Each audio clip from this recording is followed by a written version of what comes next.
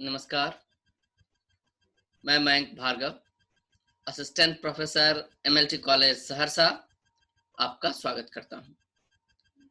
आज हम लोग विद्यापति के भक्त रूप अथवा उनके श्रृंगारी रूप की प्रमुखता की चर्चा करेंगे। इस चर्चा में हम लोग यह देखेंगे कि विद्यापति का भक्त रूप प्रमुख है अथवा श्रृंगारी कवि का रूप। यह हिंदी प्रतिष्ठा प्रथम वर्ष के प्रथम पत्र के छात्रों के लिए केंद्रित है। इस पत्र के अंतर्गत विद्यापति का अध्ययन हमें करना है, तो विद्यापति को पढ़ने से के क्रम में एक चर्चा हमेशा चलती रही है कि विद्यापति प्रमुखतः भक्त थे या श्रृंगारी थे। बहुत लंबा वाद विवाद इस पर चला है। विशेषकर विद्यापति पदावली के संदर्भ में यह चर्चा केंद्रित रही है। जमाने तक शुरू में यह कोशिश की गई कि विद्यापति को एक भक्त के रूप में देखा जाए। जैसे संस्कृत में जयदेव का गीत गोविंद बहुत प्रसिद्ध ग्रंथ है, चूंकि विद्यापति पदावली बहुत हद तक जयदेव की याद दिलाने में सक्षम है, इसलिए विद्यापति को भी जयदेव से जोड़कर देखा जाने लगा। और दूसरी तरफ वैष्णव कवियों की परंपरा रही है हिंदी साहित्य में, तो इस आलोक में भी कुछ लोगों ने विद्यापति को देखा।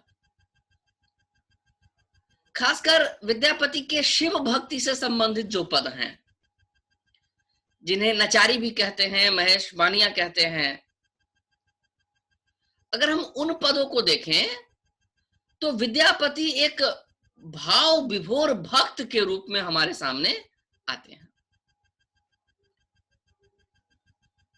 क्योंकि भक्ति परक उन पदों में विद्यापति बहुत तल्लीन भक्त के रूप में दिखाई देते हैं। और विद्यापति से संबंधित कई किंवदंतियां भी हैं जो प्रमाणित करती हैं, जो बताती हैं कि विद्यापति बहुत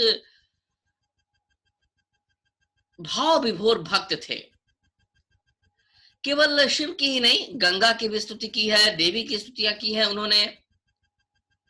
कई पद तो ऐसे हैं जो हर समारोह में विद्यापति के गाए जाते हैं, भक्तिपरक पद, जय जय भैरव, कई पद हैं उनके।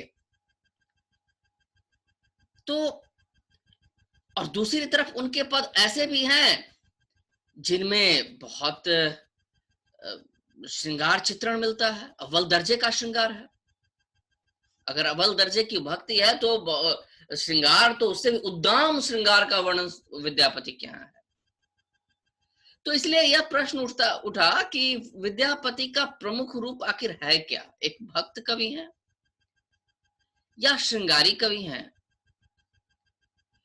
आज की आलोचना की भाषा में तो कहें तो भाई, कविता से यह उम्मीद क्यों की जाए कि वह किसी खास ज्ञानानुशासन की तरह ही चले? क्यों पहले ही तय कर लिया जाए? एक कवि रूप ही उसका प्रमुख है, चाहे वह जिस प्रकार की कविता लिखना चाहे। एक कवि को ऐसी स्वतंत्रता है। तो एक कवि को तो निखालिस शुद्ध कवि के रूप में ही देखा जाना चाहिए। परंतु जो उनका समय था, समय में जो धर्म की दखल थी, उन सबको देखते हुए यह बहस अस्वाभाविक भी नहीं कही जा सकती। और इसलिए शुरू में जब विद्यापति का अध्ययन हुआ और ग्रियर्सन ने जब इस पर अपनी राय रखी, तो ग्रियर्सन को विद्यापति के पद वैष्णव पद लगे। उन्होंने कहा कि भाई ये पद वैसे ही हैं जैसे सोलोमन के गीतों को ईसाई पादरी भाव विभोर होकर पढ़ते हैं, ठीक वही तल्लीनता विद्यापति के यहाँ भी है। चूंकि ईश्वर से प्रेम का सिद्धांत तो था ही, तो इसलिए प्रेम परक जो पद थे वह भी उन्हें ग्रियर्सन को भक्ति भावना में ही डूबे पद लगे। और उन्होंने कहा कि जो हिंदू हैं वो उन गीतों को बहुत एक भक्त के रूप में ही देखते हैं। ऐसा ग्रियर्सन को लगा, जो कि यह मान्यता पूरी तरह तो सही नहीं कही जा सकती है। विद्यापति का भक्त रूप है, लेकिन उनके जो श्रृंगार पदक पद हैं उनको भी भक्ति के रूप में देखना या ईश्वर प्रेम के रूप में देखना, या उन पदों को यह इस रूप में देखना कि वह ईश्वर भक्ति की ओर ले जाने वाले हैं, कम से कम उन पदों के बारे में तो यह बात नहीं कही जा सकती। कुछ विद्वानों ने विद्यापति को रहस्यवाद की दृष्टि से भी देखना चाहा। विद्यापति के यहाँ जो राधा कृष्ण नामोल्लेख आता है उसको उन्होंने जीवात्मा और परमात्मा के मिलन के रूप में देखा। ऐसे विद्वानों को लगा कि भाई विद्यापति भी रहस्यवाद के प्रभाव से प्रभावित थे, और जो स्त्री पुरुष हैं विद्यापति के पदों में, उसमें जीवात्मा और परमात्मा की उपासना की धारा बह रही है, और विद्यापति ने इसी भाव से उन पदों को लिखा है। लेकिन जो ग्रियर्सन की वैष्णव कवि वाली मान्यता थी, तो वह तो वैष्णव कवि तो बिल्कुल नहीं थे विद्यापति। विद्यापति अगर भक्त थे भी तो शिव के भक्त थे। उगना की कहानी मशहूर है कि उगना के रूप में खुद शिव नौकर बनकर रहते थे विद्यापति के, और फिर एक दिन अंदर ध्यान हो गए। कहानी प्रसिद्ध है वह। उसी प्रकार गंगा की भक्ति भी प्रसिद्ध है विद्यापति की, उसके बारे में भी किंवदंतियां हैं। लेकिन कम से कम कृष्ण भक्त तो नहीं थे विद्यापति। तो इसलिए जो विद्यापति पदावली में कृष्ण संबंधी पद हैं उनको कृष्ण भक्ति के रूप में देखना बहुत उचित नहीं है। और आगे चल के विद्वानों ने बहुत बलपूर्वक इस बात को कहा कि शिव स्तुति में विद्यापति की भावना, भक्ति भावना है, पर जो राधा संबंधी पद हैं उनमें भक्ति भावना विद्यापति की नहीं है। वो मिथिला की आम जनता है, नायक नायिका है, वो शुद्ध श्रृंगार का पद है वो। और जो रहस्यवादी विचारधारा की बात उठी, तो विद्यापति के समय में रहस्यवाद का प्रचार कम से कम इस क्षेत्र में नहीं था जहां के विद्यापति थे। कीर्तन की भावना भी बाद में चैतन्य महाप्रभु के प्रभाव से इस क्षेत्र में विकसित हुई। तो इसलिए ये पद कीर्तन के ख्याल से भी नहीं लिखे गए हैं। तो इन सब के आधार पर ही रामचंद्र शुक्ल ने एकदम बहुत अपने दृढ़ आत्मविश्वास वाली जो उनकी शैली है उसमें बहुत जोर देकर उन्होंने कहा था कि विद्यापति के पद अधिकतर श्रृंगार के ही हैं, जिनमें नायिका और नायक राधा कृष्ण हैं। और फिर शुक्ल जी ने कहा कि आध्यात्मिक रंग के चश्मे आजकल बहुत सस्ते हो गए हैं। उन्हें चढ़ाकर जैसे कुछ लोगों ने गीत गोविंद के पदों को आध्यात्मिक संकेत बताया, वैसे ही विद्यापति के इन पदों को भी। इस प्रकार रामचंद्र शुक्ल ने बिल्कुल स्पष्ट कर दिया कि न तो गीत गोविंद ही शुद्ध भक्ति परक काव्य है और न तो विद्यापति को इस रूप में देखा जाना उचित है, क्योंकि ये जो पद है ये शुद्ध श्रृंगारिक पद है। विश्वनाथ प्रसाद मिश्र ने भी विद्यापति को एक श्रृंगारिक कवि ही माना। उनके अनुसार उन्होंने कहा कि विद्यापति का काव्य भक्ति काव्य है या नहीं है, इस पर बहुत वाद विवाद हुआ है। पर उन्होंने कहा कि यह जो काव्य है यह सूरदास के कृष्ण काव्य या दूसरे कृष्ण भक्त कवियों की तरह का कृष्ण काव्य नहीं है। अगर इसे हम भक्ति काव्य मानेंगे भी तो उतना ही भक्ति काव्य मान सकते हैं जैसे बिहारी का काव्य है, पद्माकर का काव्य है।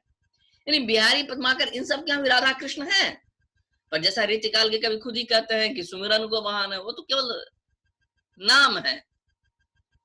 तो विद्यापति के यहाँ भी जो राधा कृष्ण हैं, उनको कृष्ण भक्ति परक कविता के रूप में देखने की जरूरत नहीं है।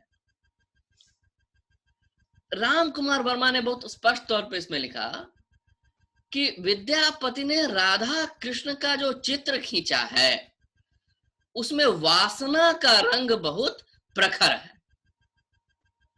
आराध्य देव के प्रति भक्त का जो पवित्र विचार होना चाहिए वह उसमें लेश मात्र भी नहीं है। सख्य भाव से जो उपासना की गई है उसमें कृष्ण तो यौवन में उन्मत्त नायक की तरह है और राधा यौवन की मदिरा में मतवाली एक मुग्धा नायिका की भांति। राधा का प्रेम भौतिक और वासनामय प्रेम है, आनंद ही उद्देश्य है और सौंदर्य ही उसका कार्यकलाप, यौवन ही से जीवन का विकास है। और उन्होंने बायरन को उद्धृत करते हुए कहा कि बायरन के समान विद्यापति का भी यही सिद्धांत है कि यौवन के दिन ही गौरव के दिन है। और वास्तव में विद्यापति के यहाँ जो उद्दाम यौवन दिखता है, समाज के बीच जो श्रृंगार का सोता बहाते हैं विद्यापति, वह उनके उन पदों को कहीं भी भक्ति भाव नहीं देता। जो राधा कृष्ण के प्रेम संबंधी पद हैं उनमें भी एकदम भौतिक प्रेम है जिसमें वासना की झलक है। और जो श्रृंगार है तो श्रृंगार की एक एक चीज उन्होंने स्पष्ट कर दी। वह संधि वर्णन, नक्षिक वर्णन, सद्य स्नाता वर्णन, प्रेम प्रसंग वर्णन, सखी शिक्षा, सखी संभाषण, कौतुक, अभिसार, मान भंग, भावोल्लास, इस तरह की सारी चीजें जो श्रृंगार, जो मतलब शास्त्रीय पद्धति से श्रृंगार वर्णन कहा जा सकता है, वो सब कुछ विद्यापति के यहाँ मिलता है।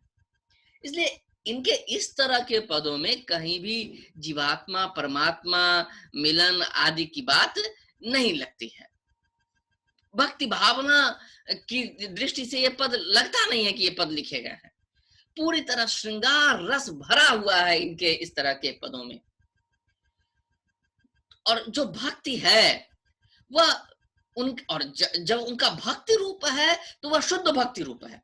शिव भक्ति का के जो पद हैं, फिर वहां श्रृंगार का मिश्रण नहीं है।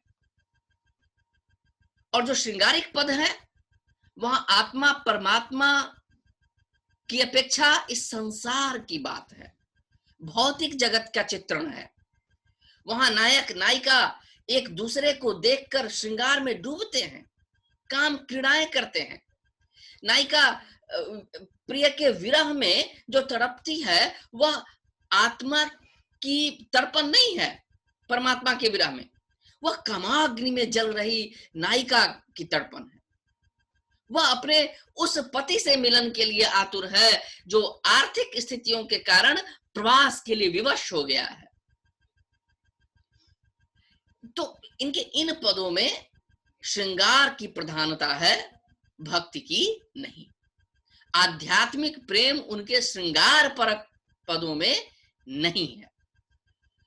इसमें रहस्यवाद देखना या आत्मा परमात्मा की बात ढूंढना ये बिल्कुल गलत दिशा में हमें ले जाएगा। इसका संबंध बिल्कुल इस जगत के प्रेम से है, इसका संबंध उस जगत के प्रेम से नहीं जहां आत्मा और परमात्मा का प्रेम अवस्थित होता है। विद्यापति भक्त थे, लेकिन जहां वह भक्त है पूरी तरह शुद्ध भक्त रूप है। जहां श्रृंगार है वहां उन्हें कोई हिचक नहीं है श्रृंगार को व्यक्त करने के लिए। तो एक कह सकते हैं कि विद्यापति एक ऐसे कवि थे जिन्होंने अपनी भावधारा को कविता में बहा दिया है।